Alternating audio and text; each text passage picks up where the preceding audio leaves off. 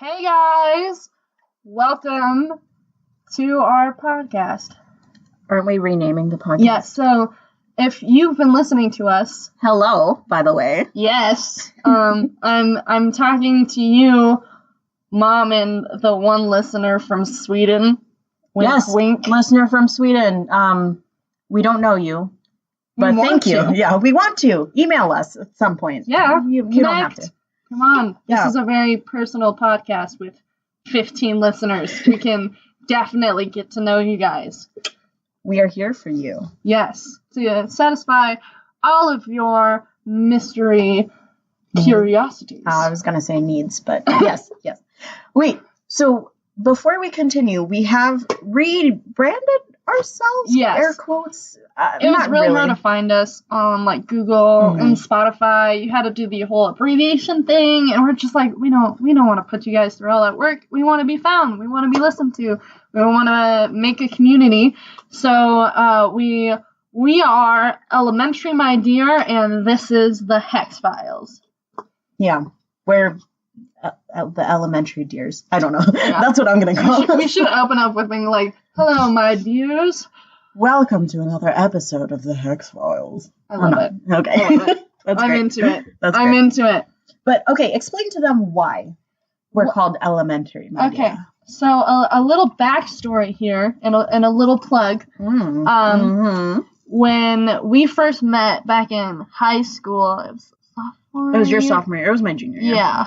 So that was we were in like trying to calculate the years of my We were in pre-calc. We were in pre-calc. Yeah. Yep. And we were put together randomly in the same group. It was the first day, and we had little clubs of people. This is how I remember it. Okay? This is how I remember it, and you tell me if this is what actually happened. So we were put together in one group with another girl who didn't like us very much. Yep.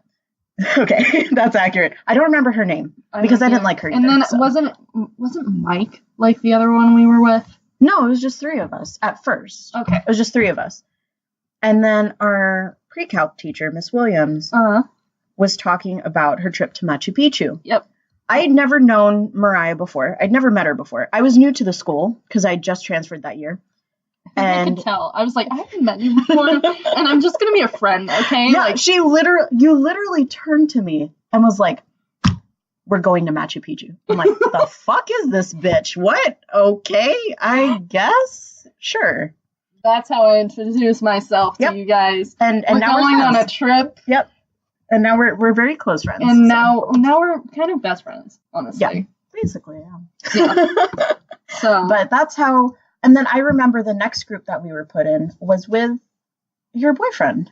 It was you, me, and your boyfriend, who wasn't her boyfriend at the time. He was not. We're not going to say names, are we? No. I don't know. Okay. Yeah, but anonymity is important to us. Even though I said our pre-calc teacher's name. No one knows the school. It's fine. Yeah. But yeah, that was the start of you and Mr. Hunk Man. I don't know. I don't have a good nickname for him. But. Let's see. He likes. I'm not gonna say his Discord nickname because that is inappropriate. But accurate. We have stop. We have standards here. Okay. No. He likes Popeyes. Sweet Heat. Oh God. It's his favorite sauce. How about you guys are Oswald and Hortensia, right? Yeah. We'll call him Oswald. Yeah. So. And then. It was actually while we were in that group that you introduced me to Rudimental. Yeah. So going back to the beginning of this. That long drawn out story, one of the things that we bonded over was music. And at the time when we were becoming friends, I was really listening to Rudimental, and I found one of their songs. I was like, oh my gosh, I love this song. I absolutely adore it. And I played it for you. And you were like, and I felt oh my God, I love that song. Wait, what was the title of the song? So we're talking about Rudimental of their song Free. Right. Yeah. It was and that one. Specifically the one that features Nas. And we bonded over that. And it's become a staple of our friendship. We listen to it. Not recently, it hasn't been all the time, but whenever we can, when we get together and we do the whole like blasting music dance party, it's one of the staples Oh, yeah, and every time we ugly sing along, where we're not trying to be accurate or perfect, we're just so into the song that it's just complete feeling and no judgment. It's freeing. Okay, some judgment, because the last time we had a dance party, Oswald came out of the room and looked at us and kind of gave me the squinty eye and then slunk back into the room. But if you remember, after that, he then took over the music. Oh, that's right. He turned it up louder for us. He turned it up louder. Yes, man. He was fully supportive, even though he was somewhat like, gosh, you guys are weird. Yeah. And then he started playing. He's like, all right, your music's okay, but let me introduce you to some other stuff. And he played, like, Mad Child. Yes, Mad Child. And then later, when he took me into the room and made me wear the headphones, he introduced me to Flare Guns. Yes! By what's his name?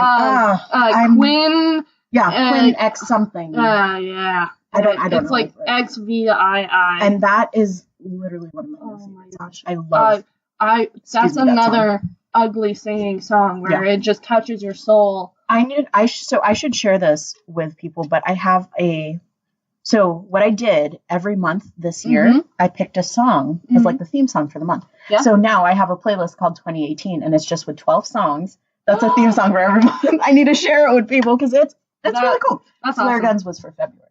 Because I listened to that song on repeat for February. It's an awesome song. I know. But long story short, we picked Elementary, My Dear, because we are somewhat partners in crime, but more fighting crime than doing crime. I think actually the line's a little blurred with Sherlock and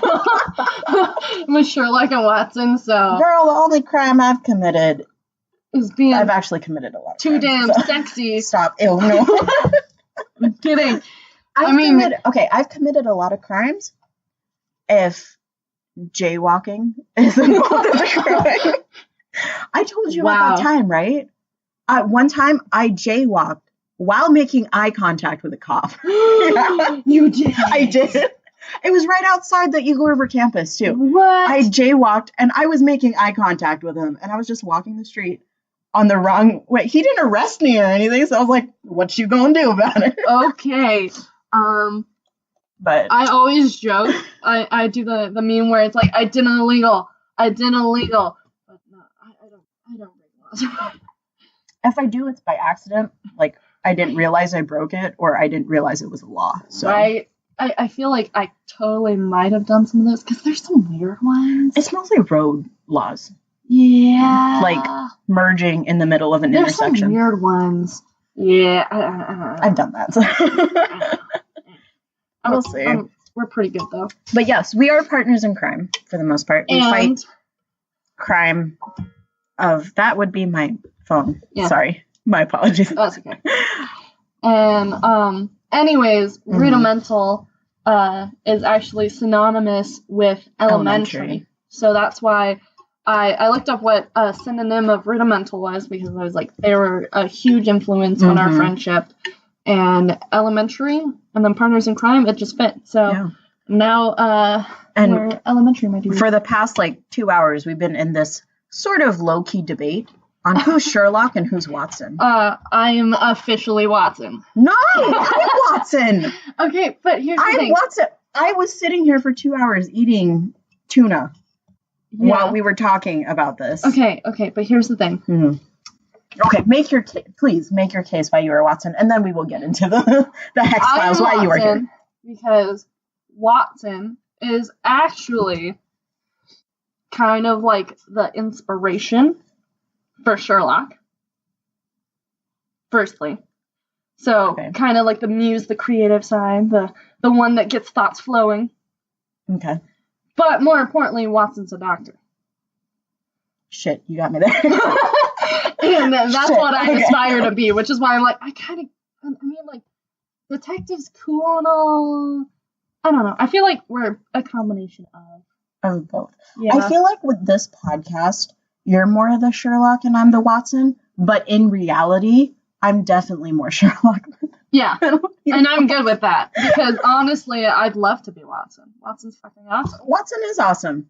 I'd love to be Sherlock too, but I am nowhere near as brilliant as Sherlock is, right. But I'm like twice as arrogant as he is, so it's a little unbalanced. But there's that. All right, so let's get into the hex file. Yes. For file number 4, if you will. Yeah. Is it 4? Yep. This is episode 4 of our small podcast, and one of the things that we wanted to talk about and why this episode is so late is if you've been watching the news, you saw that Friday, we got rather jolted awake. Not this past Friday, a week from. I know. A week ago. Yeah. No, it was a week ago, right? Yeah, it was a week ago.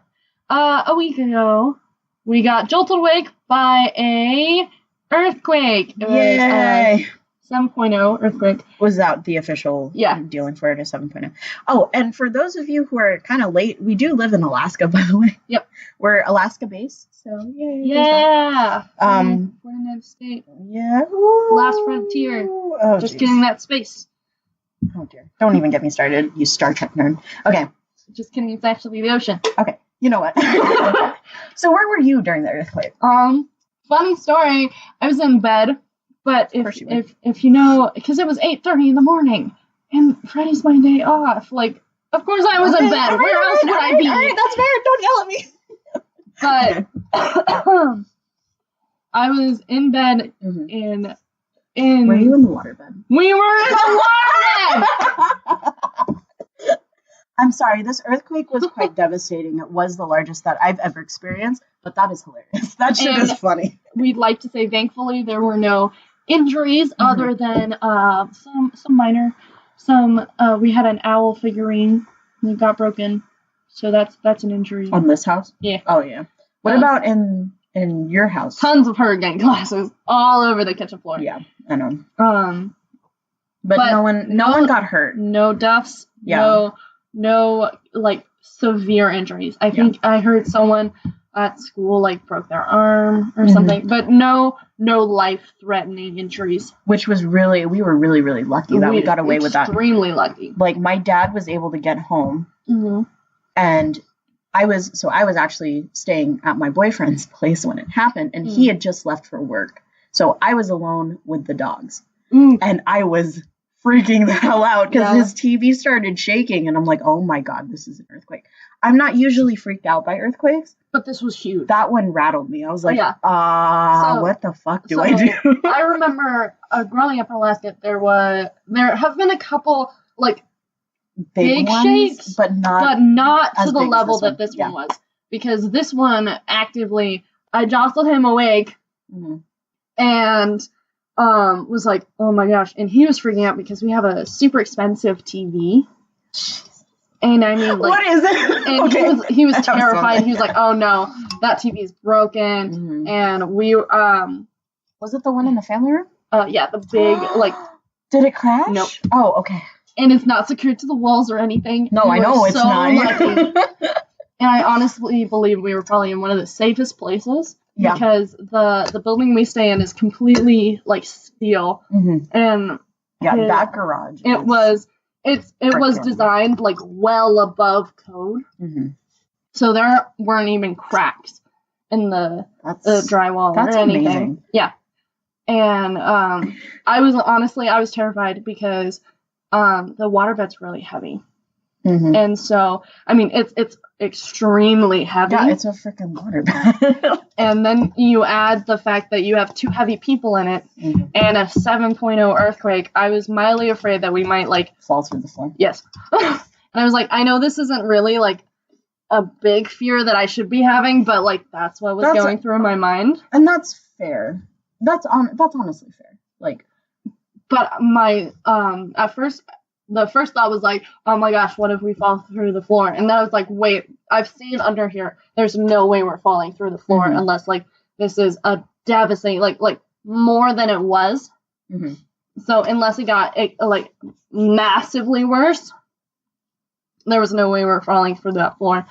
But then I was starting to worry, what if his bed, like, the bed frame falls apart? Because it's, like, a big wooden frame that's like a wooden bucket that holds the bed, and I know on one side it's not loose, but it's starting to kind of move a little. And I was like, if this gets much worse and the water's rocking back everywhere. And forth, the bladder's just gonna fall and like, ugh. But it's a good thing we didn't. Yeah. Actually, as soon as like the initial earthquake ended, I texted my boyfriend. I was like, yo, I need to go check on my place because I need to check on my cat and make sure he's fine. And he's like, yeah, go. The dogs will be fine. It's fine. So I left. As soon as I got to the apartment, he goes, by the way, is my TV okay? Yep. I was like, yes, your TV is fine. Thanks for asking about me. Whatever. Yeah. But no, it was good. It was the same. Eagle River took the brunt of it, and that's where my parents and my brother live right now. So it was really, really scary. Yeah. Eagle River and then some spots in Anchorage got really hit.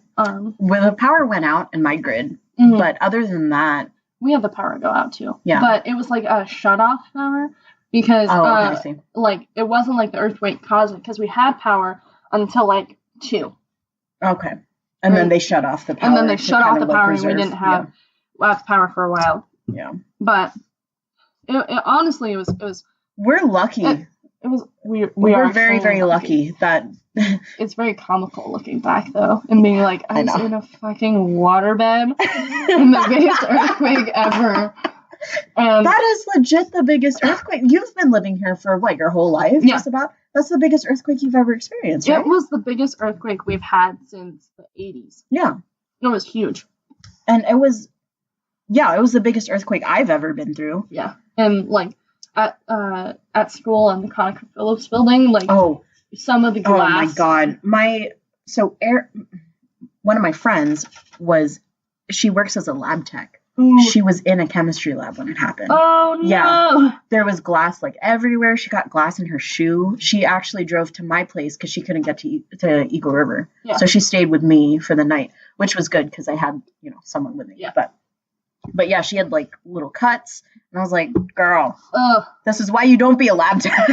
Yeah. But, anyway, so I'm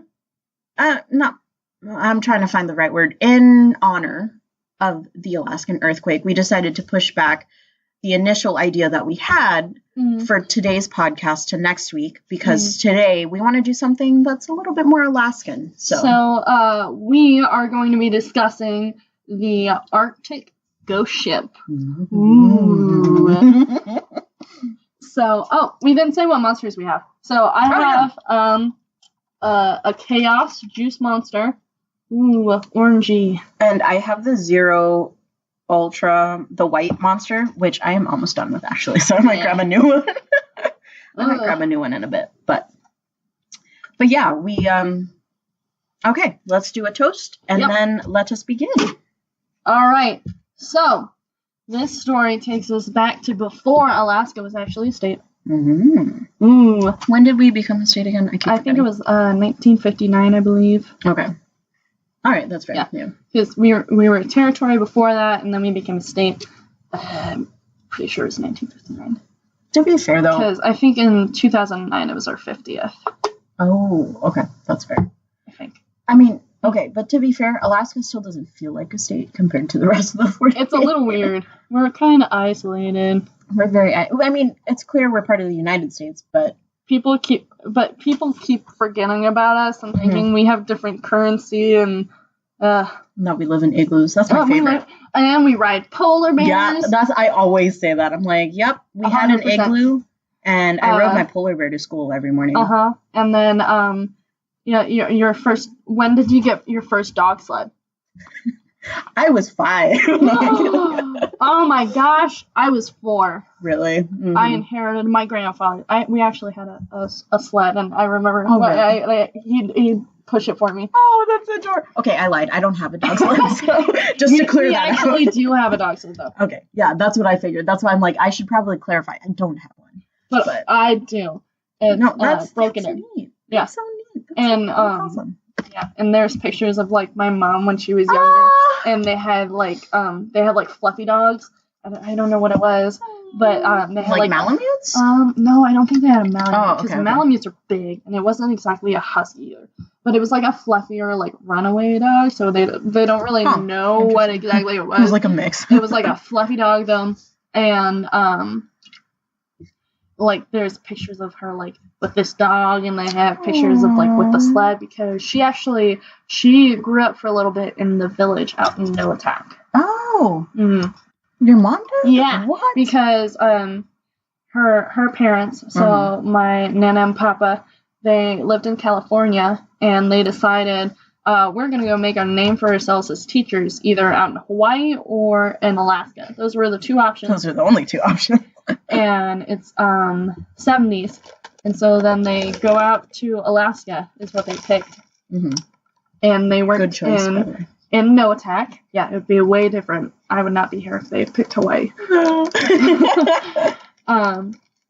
So they decided, we're going to go out to Alaska, and then a little while later they had my mom, and then after my mom was born, they went back to Noatak to continue teaching, and they thought that she was blind, because the only woman, or the only other person that they knew that had blue eyes other than the teachers was an old lady that had cataracts, so her eyes were like blue. And your grandparents didn't have blue eyes? I don't think Papa, had hazel eyes, and Nana does have blue eyes, but she was a teacher and she could obviously see. But the only other person they knew were dogs that had blue eyes and were blind, and the old lady that had blue eyes and was blind. Blue eyes is a mutation of the genes, people. Yes, it is. I know. I have blue eyes. I have brown eyes. I'm safe, baby. And she also turned orange when she was in the village, because they gave her so many carrots as vegetables that she turned orange. Is that a real thing? Yes. What the fuck? She actually did turn orange. What the fuck? Okay. What the fuck? Yeah. That is hilarious. I don't... Okay. Woo! Interesting story. Interesting backstory about Mariah. Quick question. Is your mom the oldest? Yeah. Oh, okay. Yep. So it goes her, elders, and then Big E, then little M. Got it. Cool. Well, Mariah's mom, if you're listening to this, hello. Shout out to you. Hi. You're probably listening on your way to work. Hey. Watch out for those students. Yeah, and now, like, the middle school has been absorbed into it, too. What? Yeah, Gruden got absorbed into CHS. No. You're fucking kidding. Are you serious? I mean, yes. That is disgusting. Yeah. That is disgusting. Be especially careful of those new middle schoolers that are going to be at school, because, ew.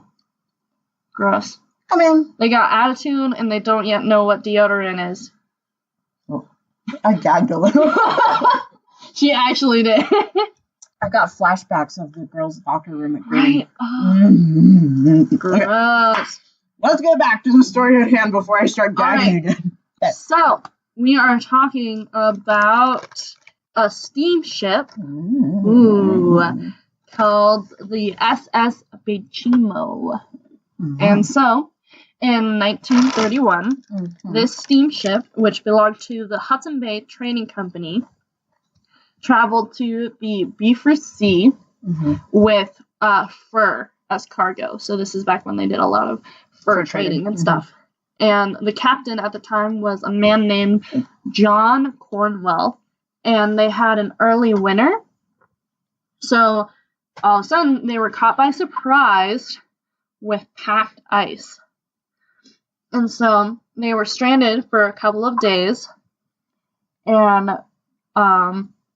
they had people come look for them.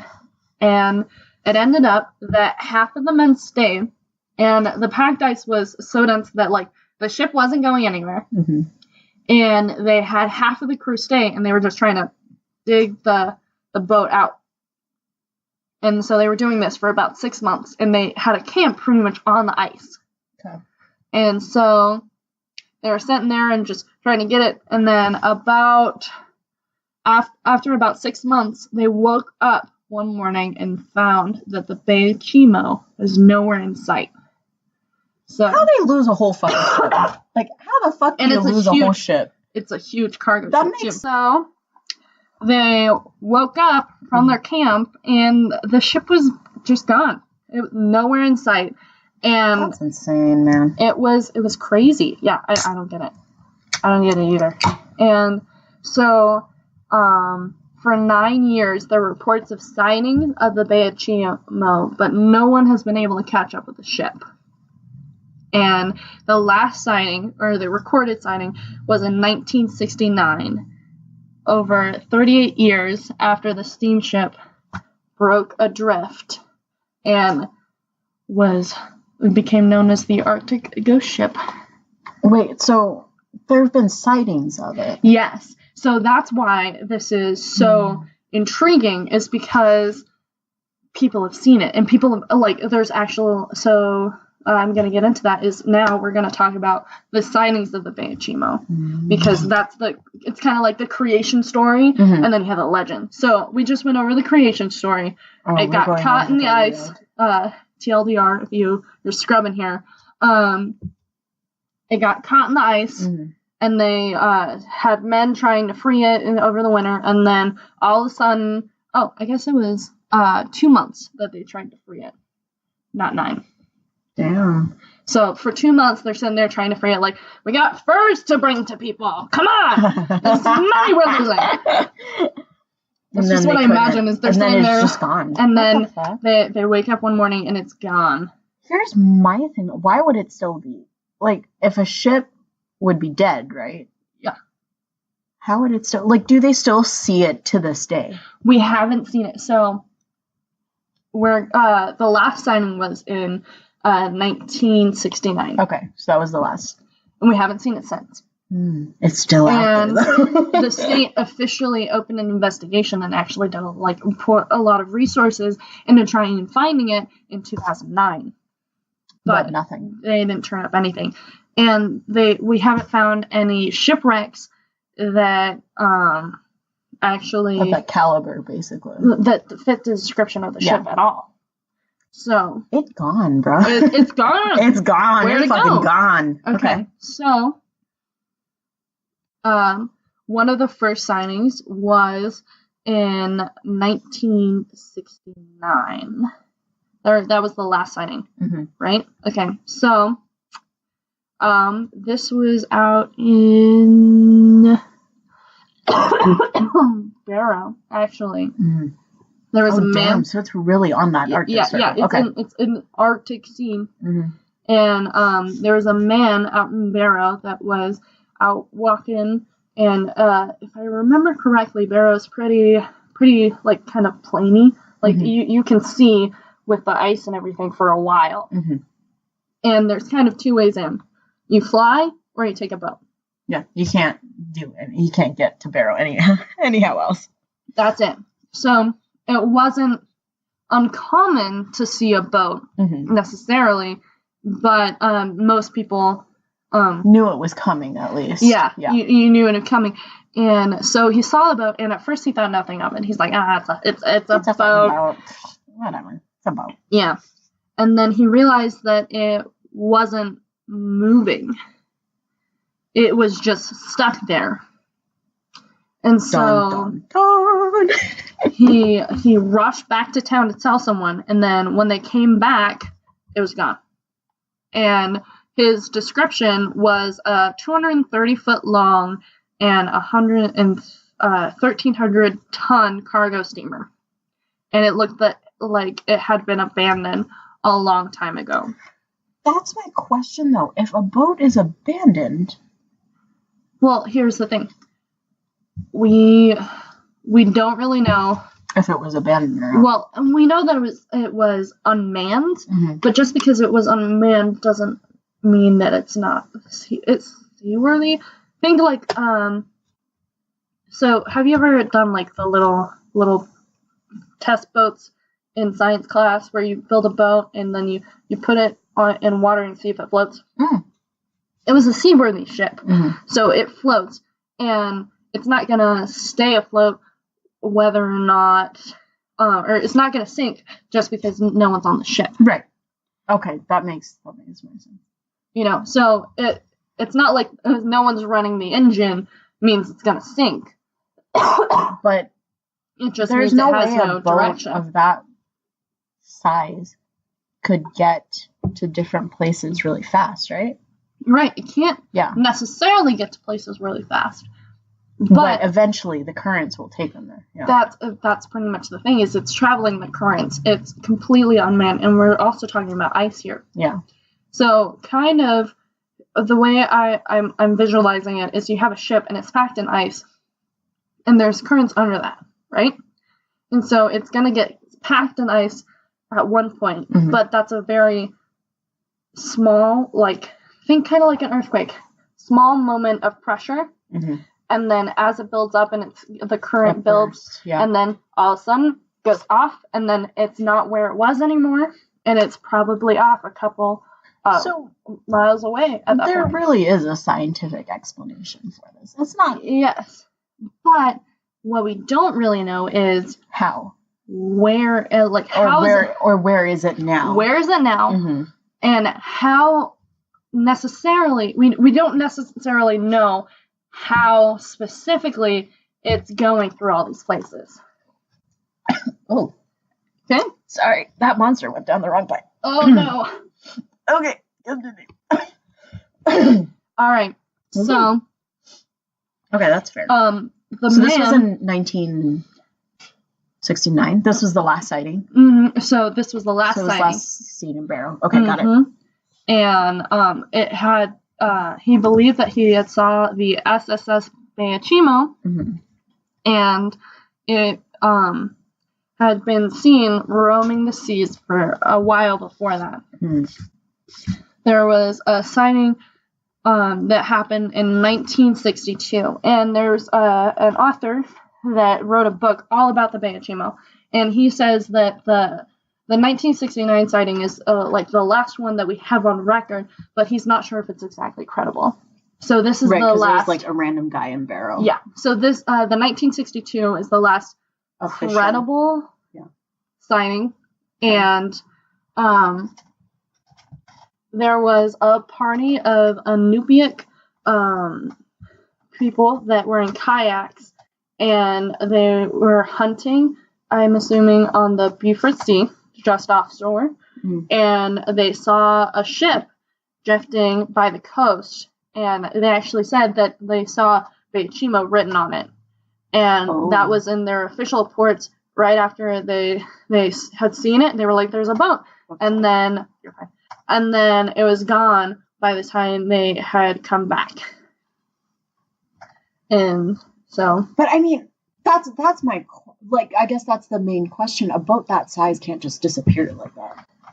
You're right, but it likely moves somewhere. We just don't know how fast it's moving. Yeah. And what direction. Which is why you go back to where you see it and it's gone. Well, it moves somewhere. We have no idea where. We have no idea where to look. Yeah. That sort of thing. Fair. So this was in 1962. Yep. Okay. And then the boat was actually boarded by a Captain Hugh Poulsen. Okay. And he allegedly had seen the ships stuck in a gigantic iceberg and wanted to salvage contents from the ship. So loot the ship, basically. Well, yeah. And so he went, and this was in November, and the weather took a change for the worse. So he abandoned the ship in the iceberg, went to his own ship, and wanted to come back when the weather had returned to a more comfortable sort of condition. And by the time he came back, it was gone. Of course it was. And so that was actually published in the British Columbia magazine in 1973.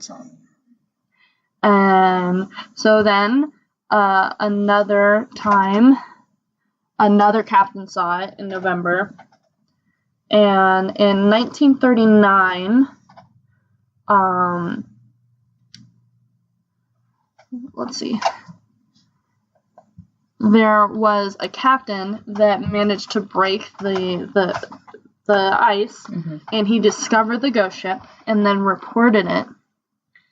And there was a blizzard at the time, and when they returned, the boat was gone. And so what's really troubling about it is no one really knows where it is, how it's moving around, and that's kind of it. We don't know if it's stuck in ice. We don't know. No one's been able to find it since. Yeah, not since the 1959 one. Damn. And so the ship was made in Sweden in the 1910s, and it was launched in 1914 and used in World War I. And then after that, it was bought by Hudson Bay Company and renamed from their Algermanelfen. What is that? Okay, here's what it looks like. Angermanelfen. Angermanelfen. I don't think that's correct. And you know what? I implore you, our one listener from Sweden, tell me how that's actually pronounced. So they changed the name from that to the SS Bechimo. What is Bechimo? I have no idea. I don't know what Bechimo is. I assume it might be like a lake or something like that. Something that has to do with... Yeah. Interesting. Hamburg just... So,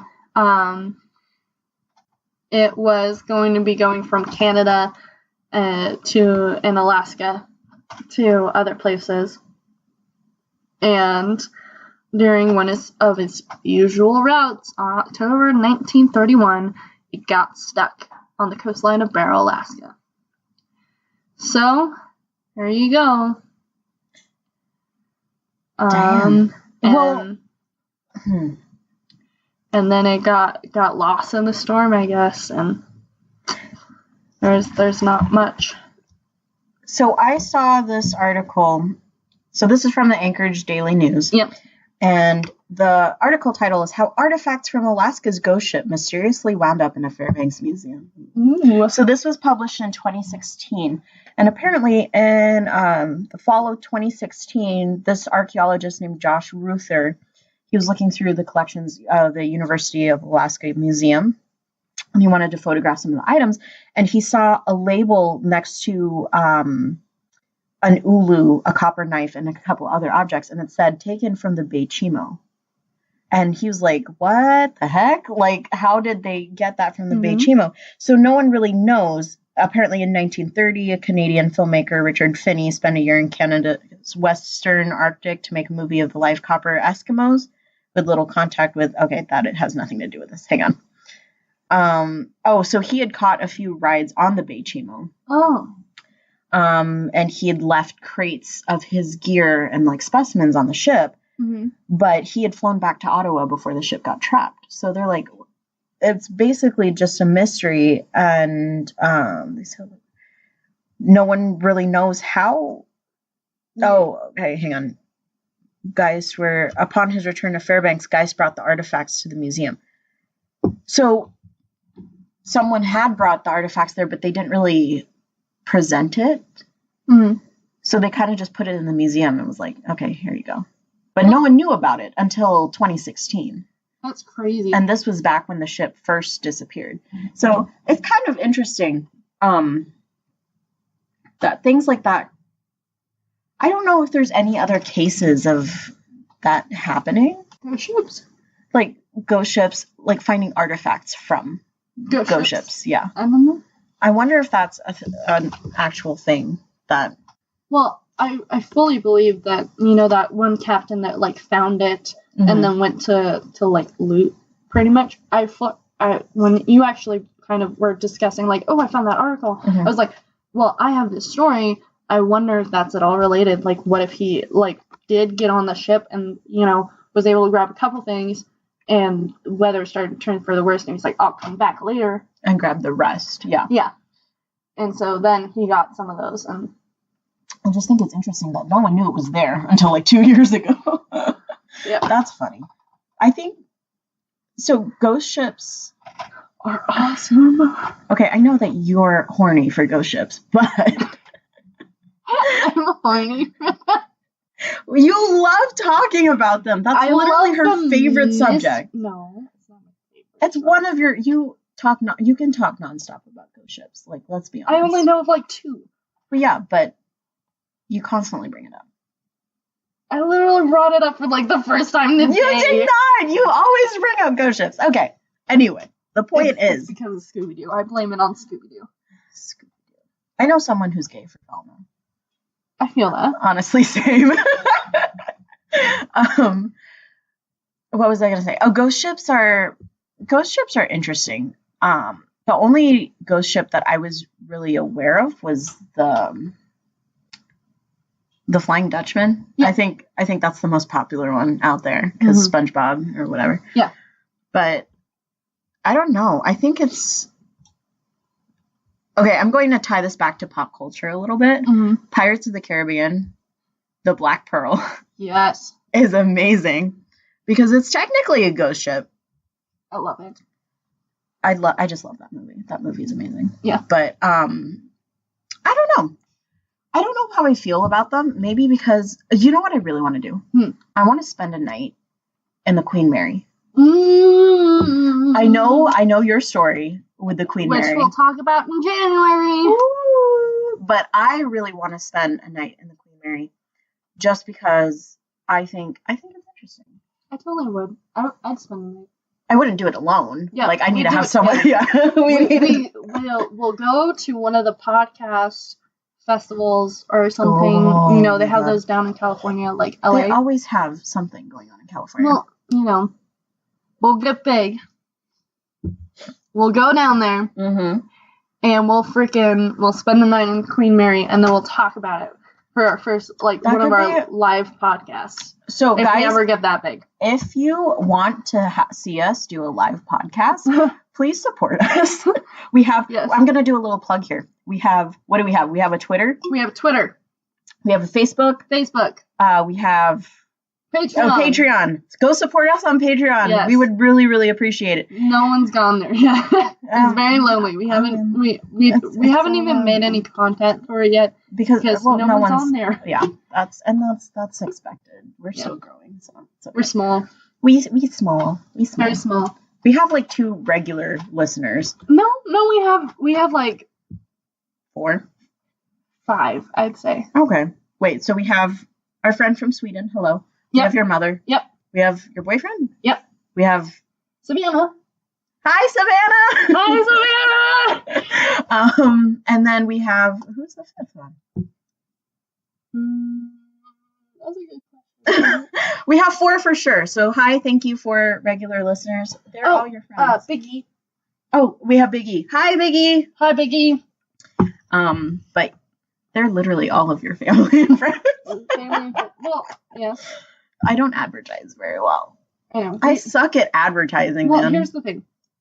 This is actually either this one or the next episode we do is going to be one of the podcasts that we put. We're actually getting a lot better. I'm sure that this one's going to sound awesome, even compared to episode 3. Episode 3 sounded better, but this one's going to sound pretty good. Okay. And okay, girlfriend. I'm super excited. But I want one of these episodes coming up, we're gonna just post a link, and it's gonna be super easy to find us now.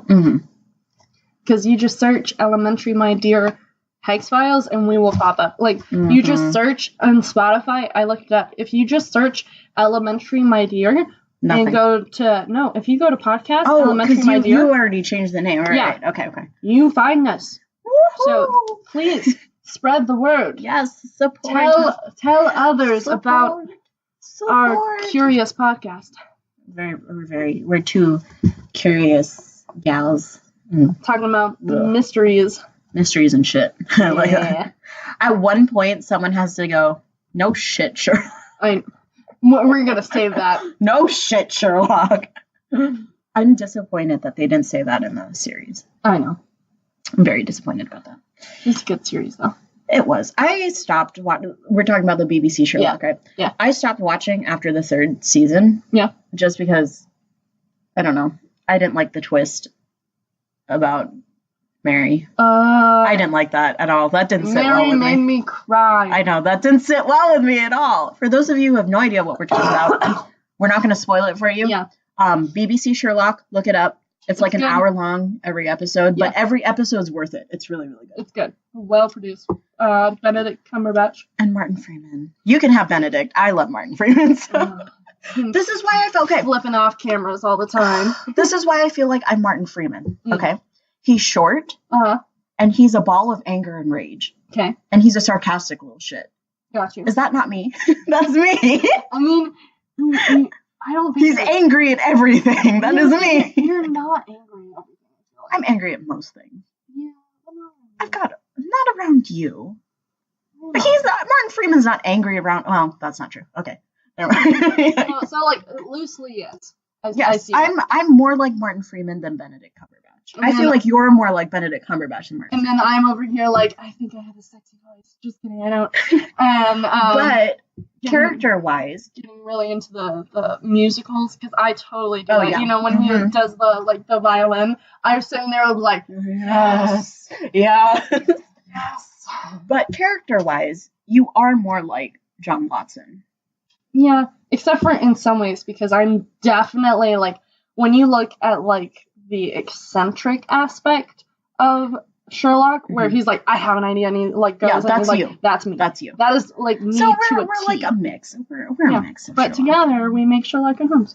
And Watson. I'm a John Watson. I'm not a John Watson. I'm a Martin Freeman. That's why I'm not John Watson. I'm Martin fucking Freeman. So yeah, there's that. Yay, Martin Freeman. I love Martin Freeman. If I could meet him in real life. I would love that. If I could meet a lot of my favorite celebrities in real life, I would probably shit my pants. Terry Crews. I want to meet Terry Crews so bad. Also, Nine-Nine. Yeah! Nine-Nine! Oh my god, that's so... Stephanie whatever her name is. I am gay for that woman. I love her so much. I love her. I honestly love Brooklyn Nine-Nine. I've seen Gina. She's so crazy. Did you know that Chelsea Peretti is married to Jordan Peele? What? Yes. What? Yes. What? They're married. I literally just found that out like a couple days ago because I watched Chelsea Peretti's special on Netflix. What is it? Genius something. Her special on Netflix, and she mentioned that she was dating an entertainer, so she didn't want to say any names. And then I looked it up, and it said Jordan Peele, and I was like, no, this can't be right. This can't be right. And there was a GIF where it was like a Twitter feed where Jordan Peele said something, and then Chelsea said something, and it said, "Wow, I can't believe they're married." And I was like, "Oh my god, they're fucking married!" It's really cute. They're adorable. That's crazy.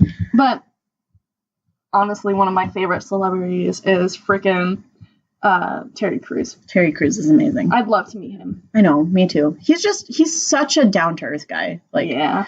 I would love to meet him. You know who else I'd love to meet? Freaking Post Malone. Oh my god. Oswald loves some of Post Malone's songs. Of course he loves Posty. Posty boy. Have you watched any of like the specials that he does, where it's like reading like Ask Me, and it, like he reads like he answers questions that people ask on Twitter, that sort of stuff? The only thing that I've seen Post Malone in was the end of iDubbbz's content deputy for Rice Gum. Yeah. That's the only thing I've seen him in. I also love iDubbbz, just saying. But agreed. iDubbbz is amazing. Yes. But no, I haven't seen. I don't keep up with Post Malone, honestly. Okay. So he actually like he kind of reminds me of Terry Crews with the whole Does he really? Like very down to earth, very funny. You're into that type, aren't you? I'm very into the like approachable celebrity. That's how I classify them. Is they're very approachable. That's fair.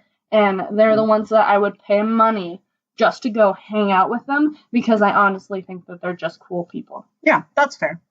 That's honestly fair. Yeah. you know my classic celebrities. Brendan, Urie, and Rihanna. If you're listening, I love you both. Riri. Both of you marry me, please. I love you both. Also, my boyfriend would fight me for you, so we love you both.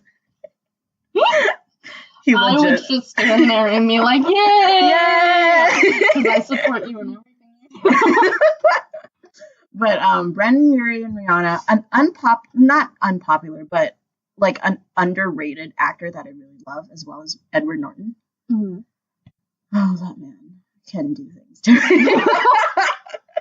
Okay. Just saying, I love Edward Norton. I can list off all the celebrities that I like just forever. Yeah. But this is getting up to what time are we at? We this is 15 minutes long. So. Okay. Well, do you want to end here? Yeah. I thank you for listening, my dears. Yes, thank you very much. Again, if you have any questions, comments, or ideas, for stories that you'd like us to investigate, we're terrible investigators, but we try. So, like us to investigate, discuss. Yep. Then email us. We are the H.E.X Files official. The H.E.X Files official at gmail.com. I love that hand motion, by the way. Ooh. I just pulled out a scroll, guys. Woo! Yeah. Basically. So the H.E.X Files official at gmail.com. And then Twitter. Yes. My Twitter, we should change our name. We're going to change our name. Actually, we don't have to because it's H.E.X Files, but with the 3 on Twitter. With our Twitter, we're very inactive. I should probably get some Twitter tips from people who actually use Twitter because I don't normally. But and on Facebook. We have a Facebook group. I'll probably end up making a Facebook page for us. Mm-hmm. And then Patreon. Our Patreon. That's our biggest thing. Please support us. Yeah. And also tell your friends, please spread the word if you love this podcast because we love making it. Mm-hmm. And we'd really we could sit here for hours just talking about anything. This if you guys love us enough, we could totally end up doing this twice a week. Mm-hmm. This would become our lives, which I would not mind. That'd be cool. Oh, no, other than school. Yeah. I have school. Yeah, I have work. Yeah. What are we doing next week? So next week we are going to be talking about. Well, actually, if the episode's going to be posted 3 days after this one, but okay. But the next back to our normal schedule. Our next episode, what is it going to be about? Krampus and St. Nicholas. Ooh. So it's going to be a lore episode because that happened just recently, December 6th and December 5th. So we'll be talking about that. What happened December 6th and 5th? That's St. Nicholas dog. Oh, right. Yep. I took German, but I don't remember anything from that class, so. That's all good. Alrighty, so, what's our tagline again? Alright, so, thank you for listening, my dears, and be safe out there. And always question everything. Bye, we'll see you next time.